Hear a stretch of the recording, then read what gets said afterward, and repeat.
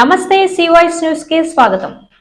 సోమవారం జిల్లా కలెక్టరేట్ స్పందన సమావేశ మందిరం నందు స్పందన కార్యక్రమంలో ఫిర్యాదుదారుల నుండి అర్జీలను జిల్లా కలెక్టర్ స్వీకరించారు। ఈ సందర్భంగా జిల్లా కలెక్టర్ మాట్లాడుతూ ఫిర్యాదుదారుల అర్జీలను సంబంధిత అధికారులు క్షేత్రస్థాయిలో క్షుణ్ణంగా పరిశీలించి పారదర్శకంగా విచారణ చేసి అర్జీదారులను సంతృప్తి చెందేలా నిర్ణీత గడువులోపు పరిష్కరించాలన్నారు।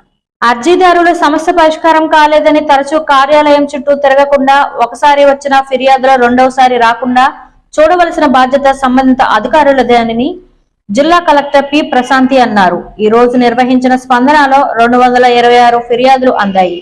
వీటిలో కొన్ని ఈ విధంగా ఉన్నాయి। బల్లా జోగి సత్యనారాయణ ఆచంట మండలం కోడేరు గ్రామ నివాసి 2 కొబ్బరి చెట్లు మా ఇంటి మీదకు వంగాయి।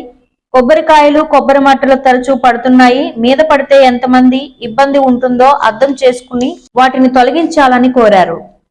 తిరుమాని రాంబాబు మొగల్తూరు మండలం ముత్యాలపల్లి గ్రామ నివాసి ఇంటి స్థలం కొరకు దరఖాస్తు పెట్టుకున్నారు।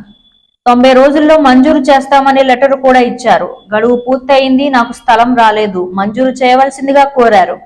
పోతుల జీవమణి భీమవరం 12వ వార్డు గునుపూడి నివాసి ఏలూరు ప్రభుత్వ ఆసుపత్రి నుండి నా భర్త మరణం ధృవీకరణ పత్రం ఇప్పించండి, నేను పెన్షన్ కు దరఖాస్తు పెట్టుకుంటాను।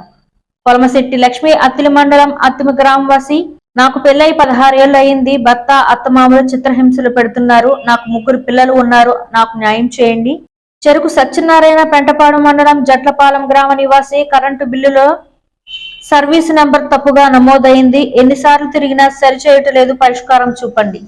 ఈ కార్యక్రమంలో జిల్లా joint collector S Ram Sundar Reddy, జిల్లా రెవెన్యూ అధికారి B Sivanarayana Reddy, deputy training collector Kanala Sangeet Madhur, జిల్లా వార్డు గ్రామ సచివాలయ అధికారి కేసీహెచ్ అప్పారావు, డిఆర్డీఏ అధికారి N VS Prasad Yadav, DSP B Srinath, వివిధ శాఖల జిల్లా అధికారులు, వయోవృద్ధుల సంక్షేమ ట్రిబ్యునల్ అప్పిలేటు మెంబర్ మేళం దుర్గా ప్రసాద్ తదితరులు పాల్గొన్నారు।